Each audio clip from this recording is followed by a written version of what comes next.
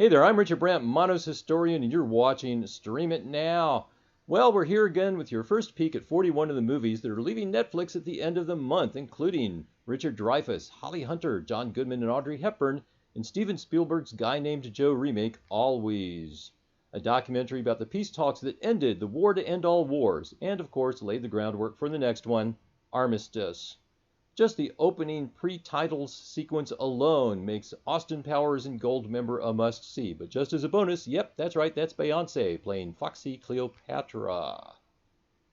Ashton Kutcher, surprisingly effective in the dramatic sci-fi time travel thriller The Butterfly Effect. And of course, you won't want to miss the sequel, The Butterfly Effect 2, either.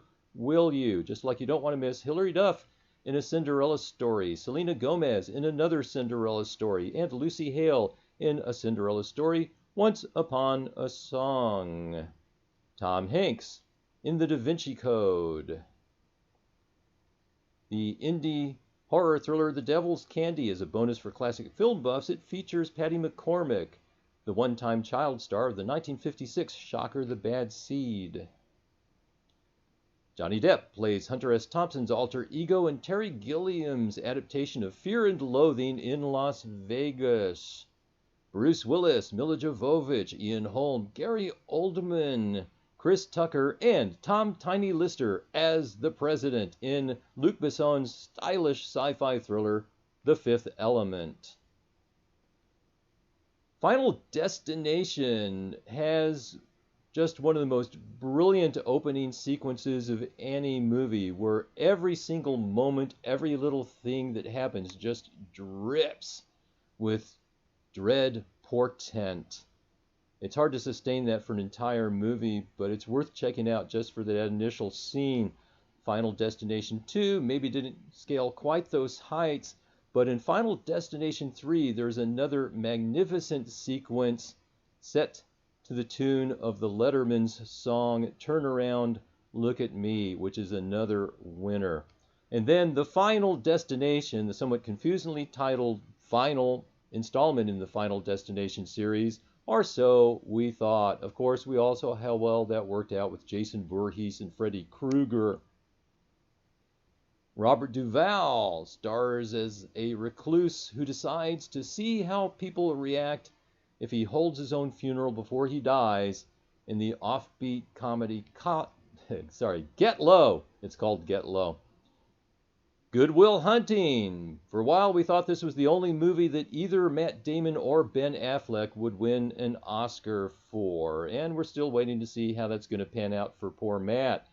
At the same time, of course, it's also the only movie that Robin Williams won an Oscar for Best Supporting Actor. Always well worth watching. And we've got another Oscar winner. This is Robert Altman's drawing room melodrama and murder mystery, Gosford Park, which won an Academy Award for the screenplay by Downton Abbey creator Julian Fellowes. We have both versions of Hairspray, John Waters' 80s original, and the remake based on the Broadway musical based on John Waters' movie. This is noteworthy for Amanda Bynes' fearless performance. It seemed for a while that Amanda was absolutely dedicated to her craft and not ashamed at all to just look goofy as hell in her roles on screen. Now, of course, we realize the story might have been a little more complicated than that, but also really worth taking notice of is John Travolta stepping into the role of Edna Turnblad. His concern for his daughter is so real that you totally buy into his character. It's really good work. And, oh boy, we've got the movie-length first-person shooter, Hardcore Henry.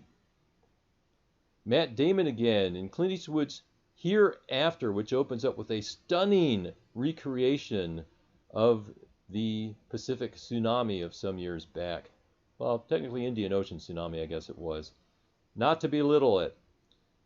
Then we have a reunion for the Shaun of the Dead stars and director Simon Pegg, Nick Frost, and Edgar Wright in the hilarious cop movie parody, Hot Fuzz. And Emma Roberts in the family film Hotel for Dogs. the indie horror thriller House of Deadly Secrets. Kidnappers find they've really picked out the wrong hostage this time in the South African chiller House on Willow Street. Jeremy Renner and Anthony Mackie in The Hurt Locker, an Oscar winner for Best Picture, still the only movie to win an Oscar for a female director, Catherine Bigelow. Ryan Reynolds stars with Amy Smart in Just Friends, and you'll pardon me for a moment now as I have to scroll back a bit because Netflix's website crashed today while I was still plugging these movies into my list. And the website and the Fire app for Netflix have a different way of sorting movies once you plug them into your list. But I promise you this next one will be worth waiting for, possibly the best movie that you'll see expiring on Netflix this month. It's Orson Welles' follow-up to Citizen Kane, his second feature, The Magnificent Ambersons. Now, true, the studio tampered with the ending of this movie, having film editor Robert Wise shoot some new scenes and recut the ending. And true, the odd choice of casting cowboy star Tim Holt as George Minifer might have inspired a running gag in the Coen brothers movie Hail Caesar, but still, it's a masterpiece of a movie and truly magnificent. If you ever have a chance, read Booth Tarkington's novel, The Magnificent Ambersons, and notice how Orson Welles edited down Booth Tarkington's opening paragraph, which rambles on for about 2 pages, and distilled it down to one striking sentence, which captures the entire essence and heart and soul of the movie. Also, Tobe Hooper's greatest achievement as a director, Poltergeist, even though producer Steven Spielberg ended up getting all the credit for it.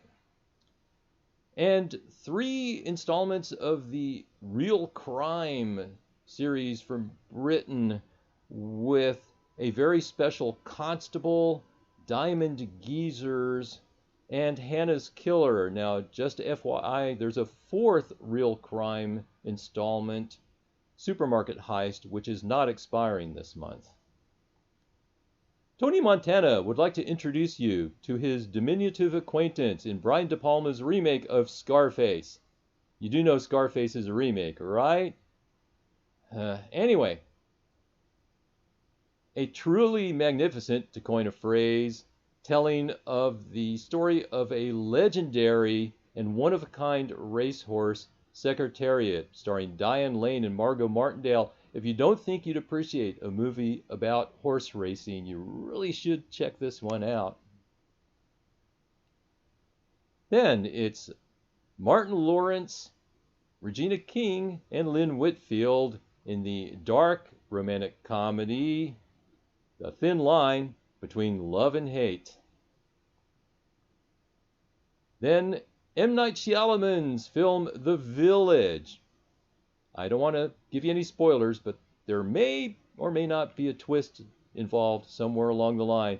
And finally, a movie which I guess will be leaving just about everywhere this month, just as it arrived everywhere this month, Zombieland. Now, just as in A Thin Line Between Love and Hate, when it comes to these movies, if you can't see them when you want to, you'll see them when you can. So don't miss any.